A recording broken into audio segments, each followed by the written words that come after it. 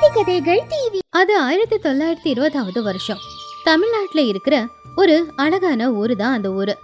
ஆனா அந்த ஊர்ல இது சித்திரை மாசம், அதனால வெயில் அதிகம். ஊருக்கு வறட்சியும் வந்துச்சு. குடிக்க கூட தண்ணி இல்லாத ஒரு நிலைமை. அந்த ஊர்ல 60 வயசான ராமையா, 55 வயசான கௌரி அப்படிங்கிற தம்பதிகள் சந்தோஷமா வாழ்ந்துகிட்டு இருந்தாங்க. ஒரு நாள் மதிய நேரம் அவங்க வீட்டு திண்ணையில கையில விசிறிய பிடிச்சுக்கிட்டு காத்து வீசிக்கிட்டு உக்காந்துக்கிட்டு இருந்தாங்க புருஷனும் பொண்டாட்டியும். அப்ப ராமையா, ஏன் கௌரி, என்ன இந்த வருஷம் வெயில் இப்படி அடிக்குது? குடிக்க தண்ணி கூட இல்லையே. வீட்டுக்கு பின்னாடி இருந்த வேப்ப மரம் கூட வாடி போச்சு. நாம எப்படி தான் வாழ போறோமோ? அட ஆமாங்க, காலையில நம்ம ஊரு கிணத்துல தண்ணி எடுத்துட்டு வரலான்னு போனா கஷ்டப்பட்டு ஒரு பானை தண்ணி கிடைச்சிது. அந்த தண்ணியும் சேறு கலந்துதான் வருது. வடிகட்டி தான் குடிக்கணும். ஆனா அந்த தண்ணியும் தீந்து போச்சு. இப்ப சாயந்தரத்துக்கு என்ன பண்றது? சாயந்தர கதையா அப்புறம் பார்க்கலாம். இப்ப தொண்டை நனையறதுக்கு கொஞ்சம் தண்ணி கொடு. இருக்கிறது 2 சொம்பு தண்ணி. இப்பவே குடிச்சிட்டா ராத்திரிக்கு என்ன பண்ணுவீங்க?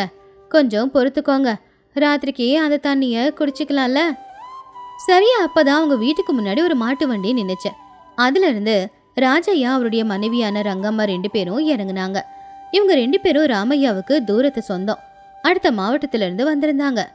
ராமையா ஆச்சரியமாவும் பதட்டமாவும், யாரது? ராஜையாவா? இந்த வெயில்லையா? அப்ப ராஜையா வண்டியை விட்டு இறங்கி, நான் தான் மச்சான், நான் தான்.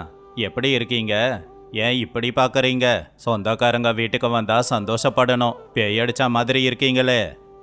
ஐயோ, அப்படியெல்லாம் எதுவும் இல்லை மாமா. இந்த வெயில இவ்வளோ தூரம் வந்திருக்கீங்களேன்னு ஆச்சரியமா பார்த்தேன். வாங்க வந்து உக்காருங்க.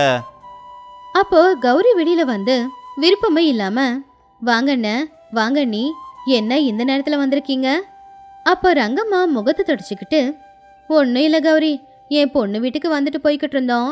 வழியில தானே உங்க வீடு இருக்கு, உங்களை அப்படியே பார்த்துட்டு போலாம், அப்படியே மதிய சாப்பாடும் சாப்பிட்டுட்டு போலாம் அப்படின்னு இவர் தான் சொன்னாரு. பாவம் கௌரி ரொம்ப கவலையா, ஓ சாப்பிட வந்தீங்களா? வாங்க வாங்க, சொந்த பந்தத்தை நல்லா கவனிக்கணும்னு சொல்லுவாங்க, வந்து உக்காருங்க. அப்ப ராமையா கௌரி கிட்ட, கௌரி, கேட்டியா? சாப்பிட வந்திருக்காங்க. வீட்டில் அரிசி பருப்பு இருக்கு, ஆனால் தண்ணி இல்லையே.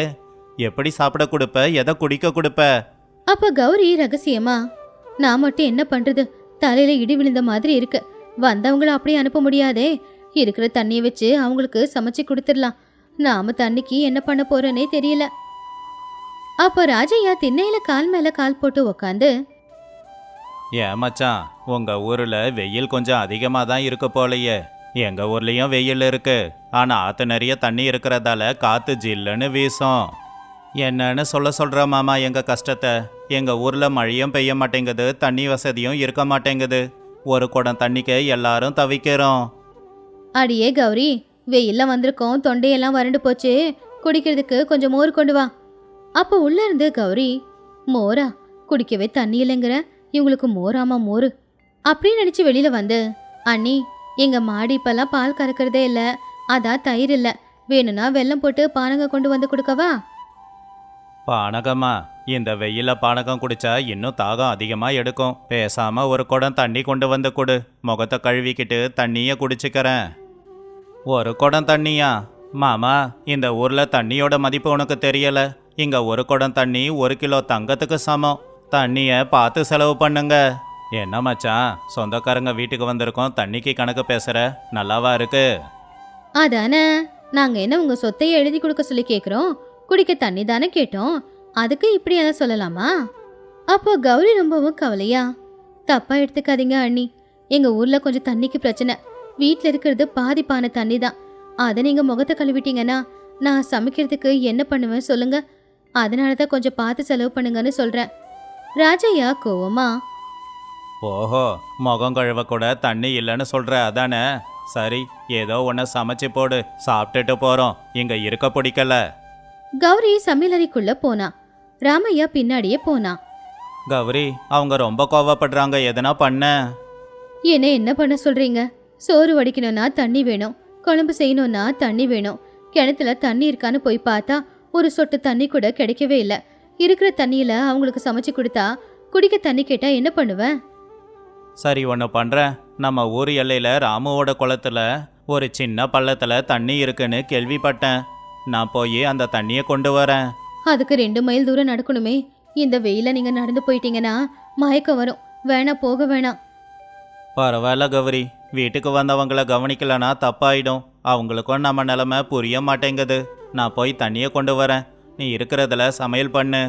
பாவம் ராமையா குடத்தை எடுத்துக்கிட்டு அந்த வெயில்ல தண்ணி கொண்டு வரதுக்காக கிளம்புனான். கௌரி கண்ணுல கண்ணீரோட சமையல் வேலைய ஆரம்பிச்சா. இந்த பக்கம் ராஜையா ரங்கம்மா 2 பேரும் திண்ணையில கோவமா உட்காந்துக்கிட்டு இருந்தாங்க. பாத்தியாடி ரங்கம்மா, இவங்க நிலைமை எப்படி இருக்கு? நமக்கு குடிக்க தண்ணி தர மாட்டேங்கிறாங்க, ஆனா சமையல் செய்கிறாங்களாமா. நம்மளை பற்றி யோசிக்காம ராமையா எங்கேயோ போயிட்டான். ஆமாங்க, 2 பேரும் மூஞ்சி தூக்கி வச்சுக்கிட்டு வேலையை பார்த்துக்கிட்டு இருக்காங்க. நாம வந்து தப்பு பண்ணிட்டோம். நாம இங்க வராம அப்படியே நம்ம வீட்டுக்கு போயிருந்தா நல்லா இருந்திருக்கோம். அடுத்த 1/2 மணி நேரத்துல ராமையா ரொம்பவும் கஷ்டப்பட்டு வெயில்ல வேர்வைய தொடச்சுக்கிட்டே பானையில தண்ணிய கொண்டு வந்து வச்சான். பாவம் அவன் காலு நடுங்கிக்கிட்டு இருந்துச்சு. ராமையா ரொம்ப சோர்வா, மாமா இந்தா மாமா தண்ணி, நல்ல தண்ணி தான், இதில் முகம் கை காலை கழுவிக்கிட்டு வந்து சாப்பிடுங்க.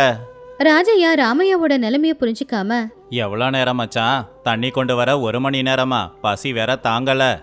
அது கேட்டு ராமையா, ரொம்ப தூரம் இல்லையா மாமா? அதான் அவ்வளோ தூரம் போய் மணலை நோண்டி அதுக்கு கீழே இருக்கிற தண்ணி எடுக்க நேரம் ஆயிடுச்சு, தப்பா எடுத்துக்காதீங்க. அப்போ கௌரி வெளியில வந்து புருஷனோட நிலைமைய பார்த்து, என்னங்க இது, ஏன் இப்படி ஆயிட்டீங்க? அண்ணன் 2 மைல் தூரம் நடந்து போய் என் புருஷன் உங்களுக்காக தண்ணியை கொண்டு வந்திருக்காரு. அவரை பார்த்தா கூடவா உங்களுக்கு தெரியல? அவருடைய நிலைமைய புரிஞ்சுக்க முடியாதா? ராஜையா ஆச்சரியமா, 2 மைல் தூரம் தண்ணி கொண்டு வர போனானா? ஐயோ உண்மையாவா தம்பி? எங்களுக்கு தெரியாது, ஏதோ பின்னாடி கிணறு இருக்குன்னு நினைச்சோம். பரவாயில்லங்க, உங்க தாகம் தீந்தா அதுவே போதும், வாங்க சாப்பிடலாம். எல்லாரும் சாப்பிட போய் உக்காந்தாங்க. ராஜையா ரங்கம்மா 2 பேரும் சாப்பிட்டு முடிச்சிட்டு தண்ணி குடிக்கலாம் அப்படின்னு பானையில இருக்கிற தண்ணிய பார்த்தப்போ அதோட நிறம் கொஞ்சம் மஞ்சள் நிறமா இருந்துச்சு. அப்போ ராஜையா அந்த தண்ணிய பார்த்து, மச்சான் இந்த தண்ணி என்ன மண்ணு நிறத்துல இருக்கே? ஆமா மாமா, அது மணல்ல இருந்து எடுத்த தண்ணி இல்ல, வடிகட்டன. ஆனாலும் நிறம் அப்படியே இருக்கு, தண்ணி குடிக்க நல்லா தான் இருக்கும். மச்சான் என்னை மன்னிச்சிடுங்க, நான் தெரியாம தப்பு பண்ணிட்டேன். என்னாச்சு மாமா? நான் என்னமோ என்னோட வசதிக்காக தண்ணி கொண்டு வான்னு சொல்லிட்டேன். ஆனா எனக்காக இந்த வெயில்லையே 2 மணி நேரம் நடந்து போய் தண்ணி கொண்டு வந்திருக்கியே. ஆனா உன்னை குறையா சொல்லிக்கிட்டு இருந்தனே, என்னை மன்னிச்சிடு, நான் பண்ணது பெரிய தப்பு. ஆமா கௌரி, வெயில் காலத்துல சொந்த பந்தம் வந்தா நரகம்தான் அப்படிங்கிறது எனக்கு இப்பதான் புரியுது. நாங்க உங்க வீட்டுக்கு வந்து உங்க 2 பேருக்கும் ரொம்ப கஷ்டத்தை கொடுத்துட்டோம். அப்படி சொல்லாதீங்க அக்கா, எங்க வீட்டுக்காக வந்திருக்கீங்க, உங்களை பார்த்துக்க வேண்டியது எங்க கடமை. இதுல கஷ்டம் என்ன இருக்கு? இல்லம்மா, என் பொண்டாட்டி சொன்னது உண்மைதான்.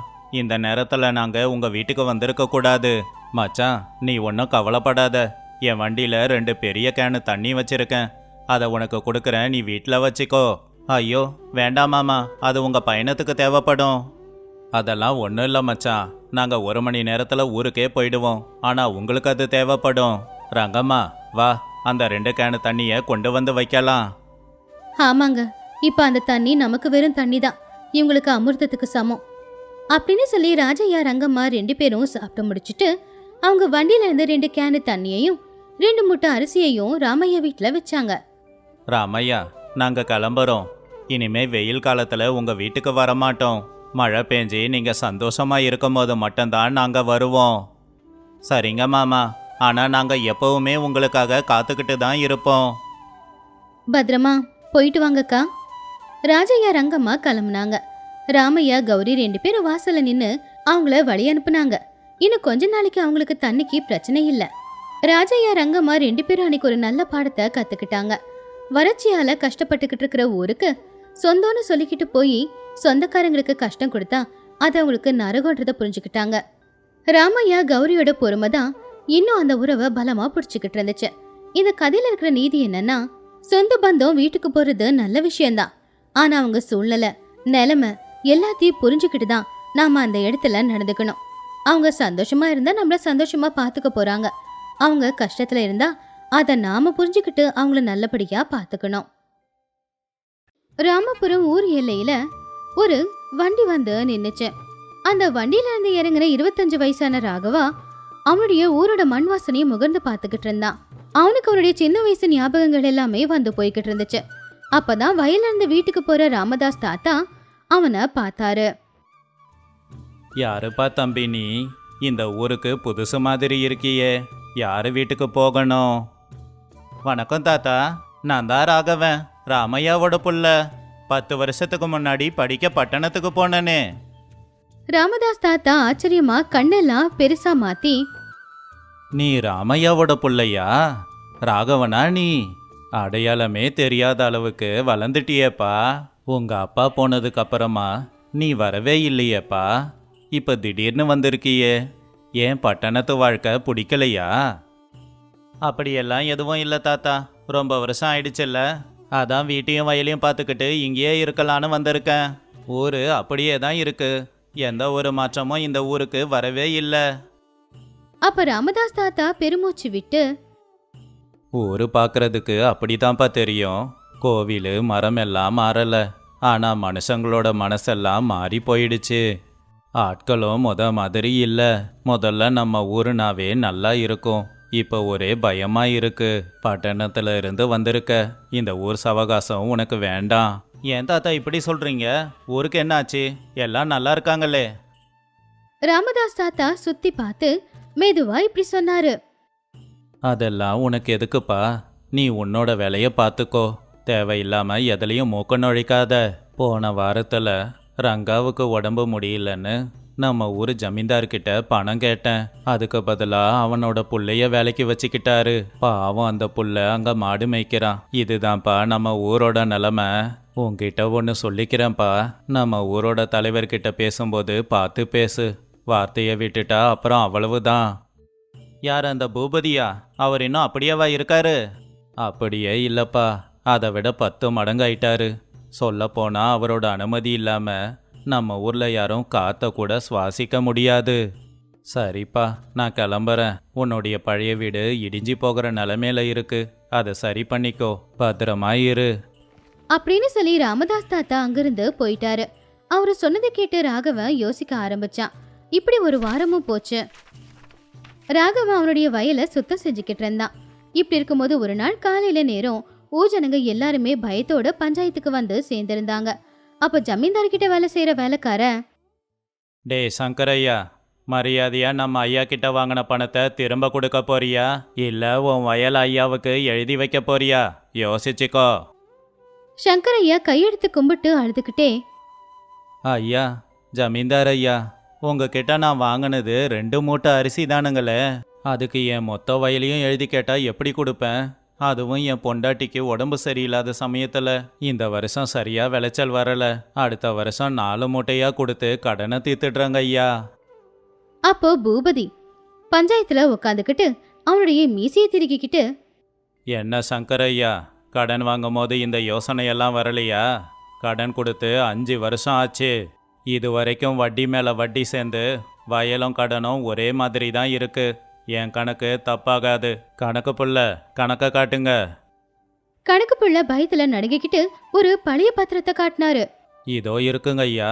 இந்த சங்கரையா உங்ககிட்ட 5 வருஷத்துக்கு முன்னாடி 2 மூட்டை நெல் கடனா வாங்கினாரு. வட்டிக்கு வட்டி எல்லாம் சேர்ந்து இப்ப 20 மூட்டை நெல்லா மாறி இருக்கு.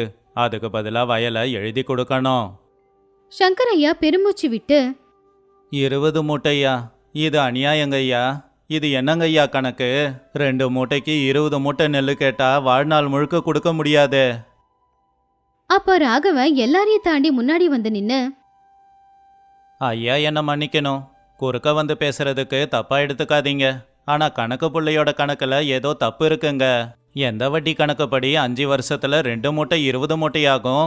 நான் பட்டணத்துல படிச்சவன். அரசாங்கம் சொல்றபடி இவ்வளோ வட்டி வாங்குறது தப்பு. இது அநியாயம் அப்படின்னு ராகவன் சொன்ன உடனேயே சபையில திடீர்னு ஒரு பேரமைதி. சொல்ல போனா காத்து கூட அங்க வீசவே இல்ல. அப்ப ஜமீன்தார் பூபதி ராகவனை பார்த்து கோவமா முறைச்சு, என்னோட கணக்கை தப்புன்னு சொல்றதுக்கு உனக்கு எவ்வளவு தைரியம்? பட்டணத்துல போய் படிச்சதால உனக்கு திமிரு வந்திருக்க போலயே. ராகவன் தைரியமா, நான் இந்த ஊர்ல வாழ்ந்த ராமையாவோட புள்ள ராகவன். நான் ஒன்றும் திமிரா பேசல. இதுதான் நியாயம். நான் உங்களை கேள்வி கேட்கல. கணக்கில் இருக்கிற தப்பை சரி பண்ணுங்கன்னு சொல்றேன், அவ்வளவுதான். சங்கரையா ரொம்பவும் ஏழை. அவரோட வயல் இல்லாம அவர் குடும்பம் எப்படி வாழும்? அதை கேட்டு ஜமீன்தார் திமிரா சிரிச்சு, ஓஹோ, நீ பட்டணத்துல படிச்சுட்டு வந்தா என்னோட கணக்கையே தப்பு சொல்வியா? இந்த ஊர்ல எப்பவுமே நான் சொல்றது மட்டும்தான் நடக்கும். கணக்கு புள்ள சொல்ற கணக்கு சரிதான். நீ அதிகமா பேசின அப்படின்னா உன்னோட சொத்து கணக்கையும் வெளியில எடுக்க வேண்டியது இருக்கும். உன் விருப்பம். பாரு சங்கரையா, உனக்கு 1 வாரம் அவகாசம் கொடுக்கறேன். ஒழுங்கா 20 மூட்டை நெல்லை கொடுக்கறியோ இல்லைனா உன்னோட வயல் பத்திரத்தை கொண்டு வந்து கொடுக்கறியோ அது உன்னோட விருப்பம். இதோட இந்த சபை முடியுது. அப்படின்னு சொல்லி ஜமீன்தார் அங்கிருந்து போயிட்டாரு. சங்கரையா அங்கேயே உட்காந்து அழ ஆரம்பிச்சிட்டாரு. லக்ஷ்மி அவரை சமாதானப்படுத்திக்கிட்டு இருந்தா. அப்போ லக்ஷ்மி நன்றியான பார்வையோட ராகவனை பார்த்து, இங்க பாருங்க, எங்களுக்காக நீங்க பேசினது ரொம்ப சந்தோஷம். ஆனா அந்த ஜமீன்தார பகச்சிக்காதீங்க. எங்களுக்காக அவர்கிட்ட நீங்க மோத வேண்டாம். அப்போ ராகவன் சங்கரையாவை எழுப்பி, ஐயா, நீங்க கவலைப்படாதீங்க. ஜமீன்தார் பண்றது அநியாயம். அநியாயம் ரொம்ப நாளைக்கு நிலைச்சு நிற்காது. என்னைக்காவது ஒரு நாள் அவங்க தவறுக்கு தண்டனை கிடைக்கும். டே ரங்கா, அந்த பட்டணத்து பையனுக்கு நாக்கு நீளமா இருக்குடா. என்னோட சபையில என்னையே எதிர்த்து பேசுறான். அவனுக்கு இந்த ஊர் வழக்கத்தை தெரியப்படுத்தணும். ரொம்ப திமிராதான் இருக்கான் அவன். ஒரு வார்த்தை சொல்லுங்க ஐயா, விடுற ஒரே அறையில் அவன் பட்டணத்துக்கு ஓடி போயிடுவான். வேண்டாம், அவனுக்கு படிப்பறிவு இருக்கு. அவன் சும்மா விட மாட்டான். அவனை வேற வழியில் அடக்கணும். ஆனால் அதுக்கு பின்னாடி நாம இருக்கிறது தெரியக்கூடாது. அவனுக்கு 5 ஏக்கர் வயல் தானே இருக்கு. ஆமாங்க ஐயா, நாளையிலிருந்து அவன் வயலுக்கு தண்ணி போகக்கூடாது. ஆற்று தண்ணி போகிற வழியில் ஒரு பாறாங்கல்ல போட்டு தண்ணியை நிப்பாட்டு. ஒரு சொட்டு தண்ணி கூட அவன் வயலுக்கு போகக்கூடாது. தண்ணி இல்லாமல் விளைச்சல் எல்லாம் வீணா போச்சுன்னா அப்போ அவன் திமிரு அடங்கிடும். அப்புறம் அவனே வந்து காலை பிடிச்சி கெஞ்சுவான். அடுத்த நாள் காலையில ராகவனுடைய வயலுக்கு தண்ணி வரல. ராகவன் என்ன அப்படின்னு போய் பார்த்தா கால்வாய்க்கு நடுவுல பெரிய பாறாங்கல் இருந்துச்சு. அப்போ அவன் அங்க இருக்கிற வேலைக்காரங்க கிட்ட, என்ன இது பாறை இங்கே எதுக்கு இருக்கு? அப்ப அங்கிருந்த வேலைக்காரன், மன்னிச்சிடுங்க தம்பி, இது ஜமீன்தார் உத்தரவு. அவர் சொன்னதை செய்யறேன். எனக்கு எதுவும் தெரியாது. என்ன எதுவும் பண்ணாதீங்க. ஜமீன்தார் உத்தரவா? இந்த ஆறு என்ன உங்க ஐயாவுக்கா சொந்தம்? அரசாங்கத்துக்கு சொந்தம். சரி, நான் பாத்துக்கிறேன். ராகவன் ஊர் பஞ்சாயத்துக்கு போனான். ஆனா அங்க யாருமே இல்ல. ஊஜனங்க எல்லாரும் அவனை பார்த்து தள்ளி தள்ளி போய்கிட்டு இருந்தாங்க. ஆனா சங்கரையா மட்டும் பயந்துகிட்டே பக்கத்துல வந்தாரு. வேண்டாப்பா, அவர்கிட்ட நமக்கு எதுக்குப்பா சண்டை? என்னால் நீ கஷ்டப்படுறத பார்க்க முடியல. நான் கூலி வேலைக்கு போயாவது பொழைச்சிக்கிறேன். என் வயல் போனா போகட்டும். அவர்கிட்ட வச்சுக்கிட்டா உன்னை அவர் வாழ விட மாட்டாருப்பா. பயப்படாதீங்க ஐயா, பயந்தா அவங்க இப்படி தான் பண்ணுவாங்க. இதை நான் பார்த்துக்கிறேன். இது உங்க பிரச்சனை மட்டும் இல்லை, எங்க பிரச்சனையும் கூட. இப்படியே நாட்களும் போச்சு. தண்ணி இல்லாம ராகவனுடைய வயல் காய ஆரம்பிச்சுது. ஊர்ல யாரும் அவன்கிட்ட பேசுறதே இல்ல. அவன் தனியாளா ஆயிட்டான். ஒரு நாள் ராத்திரி அவங்க அப்பாவோட பழைய புத்தகத்தை எல்லாம் எடுத்து பார்க்கும்போது அவனுக்கு ஒரு பழைய காகிதம் கிடைச்சது. ராகவன் அவனுடைய மனசுக்குள்ள, என்ன இது? பழைய நில சர்வே பத்திரம் மாதிரி இருக்கு. பிரிட்டிஷ்காரங்க இங்க ஆட்சி பண்ணப்போ அவங்க காலத்தில் எழுதின பட்டா இது.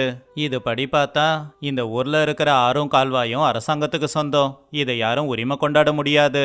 ஆனா அப்பா எதுக்காக இதை ஒளிச்சு வச்சிருக்காரு? அவனுக்கு ஒரு யோசனை வந்துச்சு. அதை நினைச்சதுமே ரொம்பவும் சந்தோஷப்பட்டான். ராகவ் அவனுடைய மனசுக்குள்ள, பூபதி இந்த ஊருக்கு மட்டும்தான் ஜமீன்தாரு. ஆனா அவனை விட பெரிய ஆளுங்க இருக்காங்க. மாவட்ட கலெக்டர் இருக்காருல்ல, முதல்ல இந்த பத்திரத்தை கொண்டு போய் கலெக்டர்கிட்ட காமிக்கணும். ஜமீன்தார் பண்ற அநியாயத்தையும் கணக்கு பிள்ளையோட தப்பு கணக்கையும் சொல்லணும். அப்புறம் சட்டம் அதோட வேலையை பார்க்கும். அதான் சரியான வழி. அப்படி அன்னைக்கு ராத்திரி யாருக்கிட்டயும் சொல்லாம ராகவன் பட்டணத்துக்கு கிளம்பிக்கிட்டு இருந்தான். அப்போ லக்ஷ்மி ஒரு சின்ன மூட்டையில அவனுக்காக சாப்பாடு எடுத்துக்கிட்டு வந்தா. லக்ஷ்மி மெதுவா, எங்க எங்க கிளம்பிட்டீங்க? இந்த ஊரை விட்டு போக போறீங்களா? இல்ல லக்ஷ்மி, நான் ஊரை விட்டு போல. போராட்டத்துக்கு போறேன். நியாயம் கேட்டு போறேன். இங்க கிடைக்காத நியாயம் பட்டணத்துல கிடைக்கதான்னு பார்க்க போறேன். லக்ஷ்மி அந்த மூட்டையை அவன்கிட்ட கொடுத்து, பத்திரமா போயிட்டு வாங்க. நீங்க போறது ஒரு நல்ல விஷயத்துக்காக, எங்களுக்காக மட்டும் இல்லாம இந்த ஊருக்காக போராடுறதுக்காக போறேன்னு சொல்றீங்க. நிச்சயமா உங்களுக்கு வெற்றி கிடைக்கும். அப்போ ராகவ லக்ஷ்மியை பார்த்து, நிச்சயமா நான் திரும்ப வரும்போது நியாயத்தோட தான் வருவேன். இப்படி 3 வாரம் ஆச்சு.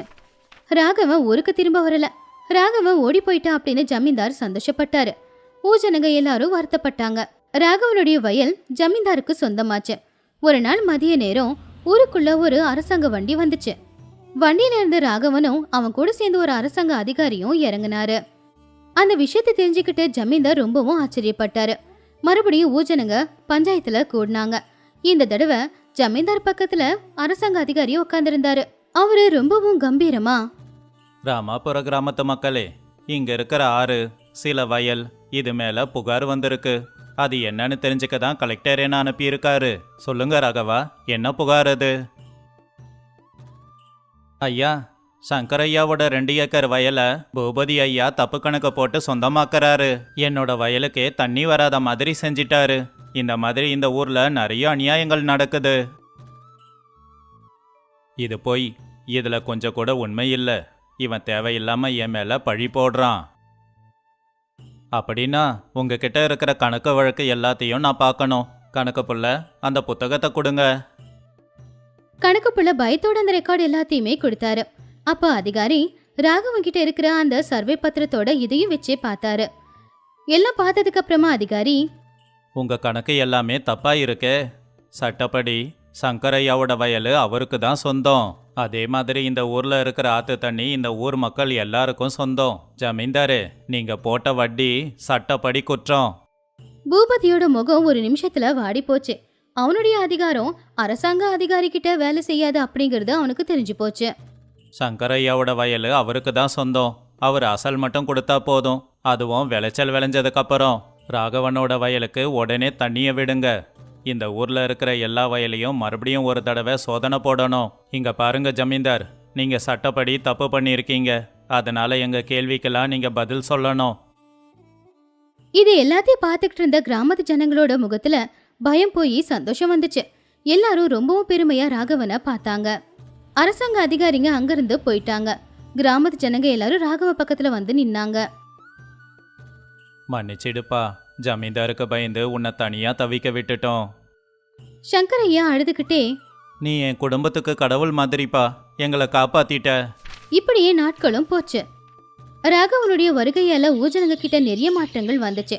அரசாங்க அதிகாரிங்க மறுபடியும் வந்து சர்வே பண்ணி யார் வயல் யாருக்கு சொந்தம் அப்படின்னு சொல்லிட்டாங்க. அந்த நேரத்துல தான் அந்த ஊருக்கு தலைவர் பதவிக்கான தேர்தலும் வந்துச்சு. ரங்கா, பாத்தியா, மறுபடியும் நல்ல வாய்ப்பு என் வீட்டு கதவை தட்டிக்கிட்டு இருக்கு. எலெக்ஷன் வரப்போகுதான். அதிகாரம் என் கையை விட்டு போயிடுச்சேன்னு கவலைப்பட்டேன். இப்ப நான் யாருன்னு காமிக்கிறேன். என்னோட பாட்டம் காலத்துல இருந்து இந்த ஊரோட தலைவர் பதவியில எங்க குடும்பம் தான் இருக்கு. எங்களை யாருமே எதிர்த்து நிக்க மாட்டாங்க. உண்மைதான் ஐயா, உங்களை எதிர்த்து நிக்கிற ஆம்பளை இந்த ஊர்ல யாரு இருக்காங்க? எல்லாம் உங்க காலடியில தான் விழணும். ஆனா அந்த ராகவன் இருக்கானே, அவன் ஊர் ஜனங்க மனசுல தைரியத்தை எல்லாம் விதைச்சி வச்சிருக்கான். அவனை ஏதாவது பண்ணியாகணும். பாத்தியாப்பா ராகவா, தலைவர் போட்டிக்கு தேர்தல் வருதான். இந்த தடவை நீ தான் தேர்தலில் நிற்கணும். அந்த ஜமீன்தார்கிட்ட இருந்து மக்களை நீ தான் காப்பாற்றணும். வேணாங்க ஐயா, எனக்கு எதுக்கு இந்த அரசியல் எல்லாம்? நான் இந்த அதிகாரத்துக்காகலாம் இங்கே வரல. நம்ம எல்லாரும் சந்தோஷமா இருக்கணும், அவ்வளவுதான். நான் விவசாயமே பண்ணிக்கிறேன். உனக்கு விருப்பம் இல்லைன்னு எங்களுக்கு தெரியும்ப்பா. ஆனா நீ ஜெயிச்சாதான் இந்த ஊர்ல அநியாயம் நடக்காம இருக்கும். ஆமாங்க, அநியாயத்தை எதிர்த்து நிக்கிறதுக்கு அதிகாரம் நம்ம கையில இருந்தா ரொம்ப நல்லது. அந்த ஜமீன்தார் ஜெயிச்சு அதிகாரம் அவருடைய கைக்கு போச்சுன்னா மறுபடியும் நாம இந்த நிலைமைக்கு தான் வர வேண்டியிருக்கோம். இதுவே நீங்க ஜெயிச்சீங்கன்னா அந்த அதிகாரம் எங்களை காப்பாத்தோம். இதை உங்களுக்காகன்னு நினைக்காம இந்த ஊர் மக்களுக்காகன்னு நினைச்சு தயவு செஞ்சு பண்ணுங்க. ராகவன் எல்லார் முகத்துல இருக்கிற ஆசையையும் நம்பிக்கையையும் பார்த்து, நீங்க எல்லாரும் இந்த அளவுக்கு கேட்குறீங்கன்னா முடியாதுன்னு சொல்ல முடியாது. நான் போட்டியில கலந்துக்கிறேன். ஆனா என்கிட்ட பணம் இல்லை. ஜமீன்தார் மாதிரி என்னால எதுவும் தர முடியாது. எங்களுக்கு தேவை அவர் கொடுக்கறது இல்லப்பா, உன்னுடைய நல்ல குணம். உன் பின்னாடி நாங்க எல்லாரும் இருக்கோம். அப்படி தேர்தலும் தொடங்குச்சு. ஜமீன்தார் ஊருக்குள்ள தேர்தல் பிரச்சாரத்தை ஆரம்பிச்சிட்டாரு. ராத்திரி நேரம் ஜமீன்தாருடைய ஆட்கள் ஏழைங்க வீட்டுக்கெல்லாம் போக ஆரம்பிச்சாங்க. அப்போ ரங்கா ஒரு விவசாயி கிட்ட போய், டேய் சோமு, இந்த 100 ரூபாயை வச்சுக்கோ. ஐயாவுக்கு ஓட்டு போட்டுடு. இல்லைன்னா வயல்ல கால் வைக்க முடியாது, பார்த்துக்கோ. அப்போ சோமு அவங்க கிட்ட, சரிங்க ஐயா, உங்களை எதிர்த்து நாங்க என்ன பண்ண போறோம்? இன்னொரு பக்கம் ஜமீன்தார் சில கிராமத்து ஜனங்க கிட்ட பேசிக்கிட்டு இருந்தாரு. அந்த ராகவனை நம்பாதீங்க. நான் இந்த ஊரை சேர்ந்தவன். அவன் பட்டணத்துல இருந்து வந்தான். நாளைக்கு ஜெயிச்சதுக்கு அப்புறம் உங்களை அம்போன்னு விட்டுட்டு போயிடுவான். நான் அப்படி கிடையாது, கூட இருந்து உங்க கஷ்ட நஷ்டத்தை பார்ப்பேன். ராகவன் ஒரு வீட்டுக்கு முன்னாடி, அம்மா, என்னுடைய பேரு ராகவன். ஜமீன்தார் உங்களுக்கு பணம் கொடுத்தாருன்னு கேள்விப்பட்டேன். பணம் இன்னைக்கு இருக்கும், நாளைக்கு போயிடும். ஆனா உங்க எதிர்கால சந்ததியை பத்தி யோசிச்சு நீங்க ஓட்டு போடுங்க. உண்மைதான்ப்பா, ஆனா அவருக்கு ஓட்டு போடலன்னா எங்களுக்கு கூலி வேலை கூட கிடைக்காதே. பயப்படாதீங்கம்மா, நீங்க யாருக்கு ஓட்டு போடுறீங்கன்னு யாருக்கும் தெரியாது. உங்க மனசாட்சிப்படியே ஓட்டு போடுங்க. நான் ஜெயிச்சா ஊரை நல்லபடியா பார்த்துப்பேன். நான் ஜெயிச்சா ஒரு சங்கத்தை ஆரம்பிக்கிறேன். அதுல எல்லாருக்கும் கம்மி வட்டிக்கே பணம் கிடைக்கும். மூடி இருக்கிற பள்ளிக்கூடத்தை திறக்கிறேன். உங்க பசங்க மாடு மேய்க்க போகாம பள்ளிக்கூடம் போகலாம். எல்லாரும் நான் சொல்றத கேளுங்க. நம்ம ஜமீன்தார் கொடுக்கிற புடவைக்காக நம்ம வாழ்க்கையை நாம இழக்க கூடாது. ராகவா இந்த ஊருக்கு நல்லது செய்யறதுக்காக தான் தேர்தல நிக்கிறாரு. நாம அவரை ஜெயிக்க வைக்கணும். தேர்தல் நாளும் வந்துருச்சு. ஊர்ல ஒரு அரசாங்க கட்டிடத்துல தேர்தல் நடந்துகிட்டு இருந்துச்சு. அப்ப ஜமீன்தாருடைய வேலைக்காரங்க அந்த கட்டிடத்துக்கு வெளியில நின்னுக்கிட்டு வந்தவங்க போறவங்க எல்லாரையுமே ஜமீன்தாருக்கு ஓட்டு போட சொல்லி மிரட்டிக்கிட்டு இருந்தாங்க. என்னடா ராமு, யாருக்கு ஓட்டு போடணும்னு ஞாபகம் இருக்குல்ல? கடவுள் பார்த்துக்கிட்டு இருக்காரு. தப்பு பண்ணா உன்னை சும்மா விட மாட்டாரு. சாயந்தர நேரம் ஓட்டு எண்ணிக்கை நடந்துச்சு. முதல்ல பூபதி தான் ஜெயிக்கிற மாதிரி இருந்துச்சு. ஆனா கடைசியில என்னவோ ஜெயிச்சது ராகவன் தான். அப்போ அரசாங்க அதிகாரி, ராமாபுரத்தோட ஊர் தலைவரா ராகவனை தேர்ந்தெடுத்திருக்கீங்க. ராகவன் ஊர் தலைவர் ஆனதுக்கு அப்புறமா ஊர்ல நிறைய மாற்றங்கள் நடந்துச்சு. ஆனா ஜமீன்தாரு சும்மா விடல. அவருடைய பணத்தை பயன்படுத்தி கால்வாய்க்கு மேல் பகுதியில் இருக்கிற அவருடைய வயலுக்கு அதிகமா தண்ணி விடுற மாதிரி பண்ணிட்டாரு. கீழ்ப்பகுதியில் இருக்கிற விவசாயிங்களுக்கு தண்ணியே போகல.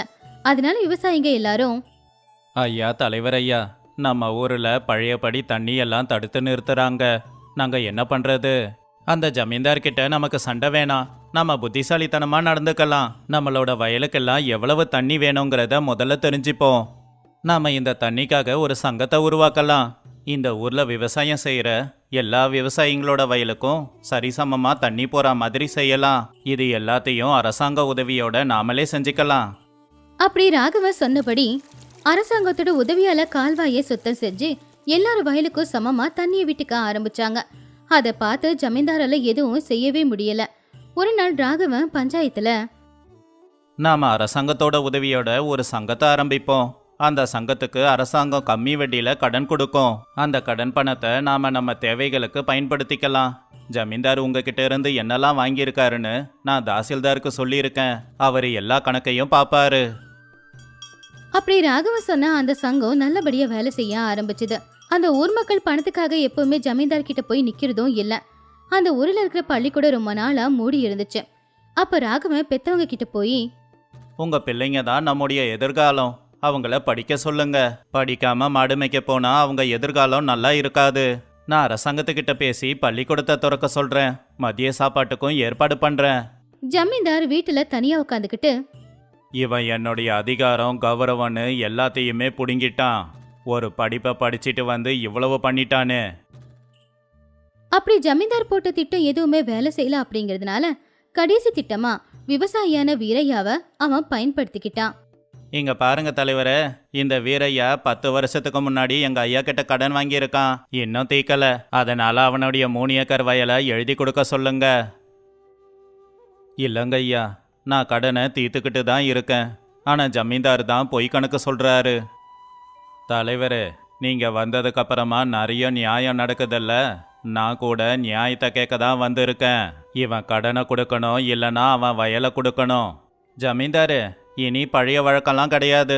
பத்திரத்தை பார்க்காம எதுவும் சொல்ல முடியாது. என்கிட்ட பத்திரம் இருக்கு. ஆனா அவனை பார்த்தா கொஞ்சம் பாவமா இருக்கு. சரி, அவன் வயல் எனக்கு வேண்டாம். ஆனா அவன் பொண்ணு பார்வதியை எனக்கு ரொம்ப பிடிச்சிருக்கு. கடனுக்கு பதிலாக அவன் பொண்ணை எனக்கு கொடுத்து கட்டி வச்சா வயலை எனக்கு கொடுக்க வேண்டிய அவசியம் இல்லை. அவனுடைய வயலை அவனே வச்சுக்கலாம். ஜமீன்தாரு, இது தப்பு. பொண்ணுக்கும் வயலுக்கும் என்ன சம்பந்தம்? இது குற்றம். ஓஹோ, அப்படின்னா சரி. உங்க பார்வையில் நான் கெட்டவன் இல்லையா? உங்களுக்கு ஒரு அவகாசம் கொடுக்கறேன். இதோ இந்த பையில ஒரு கருப்பு கல்லும் சிவப்பு கல்லும் இருக்கு. அந்த பொண்ணு பார்வதி வந்து ஒரு கல்லை எடுக்கணும். ஒருவேளை அந்த பொண்ணு கருப்பு கல்லை எடுத்தா நான் இவங்க பக்கமே திரும்பி பார்க்காம இத்தோட போயிடுவேன். ஆனா அந்த பொண்ணு சிகப்பு கல்லை எடுத்தா வயலையும் எனக்கு தான் கொடுக்கணும். அவன் பொண்ணையும் எனக்கு தான் கட்டி கொடுக்கணும். சரிதானே? இது கடவுளோட முடிவு. இதை உங்களால தடுக்க முடியாதுல்ல தலைவரே. ஜமீன்தாருடைய எண்ணம் ராகவனுக்கு புரிஞ்சு போச்சு. ராகவன் அதை தடுத்தா தெய்வத்தையே அவமதிக்கிறான் அப்படின்னு சொல்லி அவன் மேல புகார் சொல்லுவாரு. எல்லாரும் ரொம்ப குழப்பத்துல இருந்தாங்க. அப்போ ராகவன் ஒரு நிமிஷம் யோசிச்சு, சரிங்க ஜமீன்தாரு, நீங்க போட்ட நிபந்தனைய நான் ஏத்துக்கறேன். ஊஜனங்க அதை கேட்டு ஆச்சரியப்பட்டாங்க. அப்ப ஜமீன்தார் 2 கூழாங்கல்ல எடுத்தாரு. ஆனா புத்திசாலித்தனமா 2ம் சிகப்பு கல்லு தான். அதை எடுத்து அவர் அந்த பைக்குள்ள போட்டாரு. ஆனா அத ராகவன் பார்த்துட்டான். வா பார்வதி, உன் தலையெழுத்த நீயே முடிவு பண்ணு. பார்வதி அழுதுகிட்டே முன்னாடி வந்தா. ராகவன் அவளை தடுத்து ஜமீன்தார் கிட்ட இப்படி சொன்னான். இருங்க ஜமீன்தார் ஐயா, பொண்ணுக்கிட்ட இந்த வேலையெல்லாம் சொல்லக்கூடாது. பயப்படுது பாருங்க. இந்த பொண்ணுக்கு பதிலா அந்த பைக்குள்ள இருந்து நானே கல்லை எடுக்கிறேன். அதை கேட்டு பூபதி ஒத்துக்கிட்டு ஆகணுன்ற நிலைமையில, சரி, உன்னோட விருப்பம், எடு. ராகவன் கைவிட்டு அந்த பையில இருக்கிற ஒரு கல்லை எடுத்தான். அந்த கல்லை இறுக்கமா பிடிச்சுக்கிட்டு சத்தமா, ஐயோ என் கையில இருந்த கல்லு வழுக்கி விழுந்துருச்சே அப்படின்னு அந்த கல்லை தூரமா தூக்கி போட்டுட்டான். என்ன இது ஐயா, இவன் வேணுனே தூக்கி போட்டுட்டான். பூபதி ரொம்ப கோவமா, என்ன இதெல்லாம்? ராகவன் பொறுமையா இப்படி சொன்னான். அட, ஏங்க இவ்வளோ பதட்டப்படுறீங்க? நீங்கள் ஒன்றும் பெருசாக கவலைப்படாதீங்க. இப்போ ஒன்றும் நடக்கலையே. நான் எடுத்த கல் என்னன்னு பார்க்கறது ரொம்ப சுலபம். அது உங்கள் பையில் பார்த்தாவே தெரிஞ்சு போயிடுமே. நான் எடுத்தது கருப்பு கல்லாக இருந்திருந்தா உங்கள் பையில் சிகப்பு கல் இருக்கும், அவ்வளவுதானே. ஒருவேளை பையில் கருப்பு கல் இருந்தா நான் எடுத்தது சிகப்பு கல்லுன்னு அர்த்தம். காட்டுங்க, உங்கள் பையில் என்ன கல் இருக்கு? ஜமீன்தாரால பைய காட்ட முடியாது. ஏன்னா அதுக்குள்ள இருக்கிறது இன்னொரு சிகப்பு கல்லு தான். அதை காட்டுனா ஜமீன்தார் இந்த போட்டியில தோத்த மாதிரி. அதுக்கப்புறம் பொண்ணையும் விட்டுறணும், மண்ணையும் விட்டுறணும். அதனால அவமானத்துல என்ன பண்றது தெரியாம முழிச்சாரு. பாத்தீங்களா, ஜமீன்தார் அமைதியா இருக்காரு அப்படின்னா பையில இருக்கிறது சிகப்பு கல்லு தான். அப்படின்னா நான் தூக்கி எறிஞ்சது கருப்பு கல்லு. இனி இவருக்கும் இந்த பொண்ணுக்கும் சம்மந்தம் இல்லை. ஊஜனங்க எல்லாருமே ராகவனுடைய புத்திசாலித்தனத்தை பார்த்து தலைவர்னா இப்படிதான் இருக்கணும் அப்படின்னு சொல்லி எல்லாருமே பாராட்டினாங்க. பூபதி ஜமீன்தார் அவமானம் தாங்க முடியாம அங்கிருந்து தலை குனிஞ்சு வீட்டுக்கே போயிட்டாரு. இப்படி இருக்கும்போது ஒரு நாள் ஊர்ல விசேஷம் நடக்கிற நாள். அன்னைக்கு ஊஜனங்க எல்லாரும் ஒன்னா சேர்ந்து கோவில்ல பூஜைய செஞ்சுக்கிட்டு இருந்தாங்க. அப்போ ராமதாஸ் தாத்தா, பாத்தியாப்பா, இப்ப நம்ம ஊர் எந்த அளவுக்கு மாறி இருக்கு. இதுக்கெல்லாம் நீதான்ப்பா காரணம். இல்ல தாத்தா, இதை நான் கொண்டு வந்த மாற்றம் இல்ல. நம்ம எல்லாருக்குள்ளேயும் இத்தனை நாளா தூங்கிக்கிட்டு இருந்த தைரியம் தான் இதை செஞ்சது. நான் அந்த தைரியத்தை வெளியில கொண்டு வந்திருக்கேன். நாம எல்லாரும் இப்படியே தைரியமா இருந்தா நிறைய நல்லது நடக்கும்.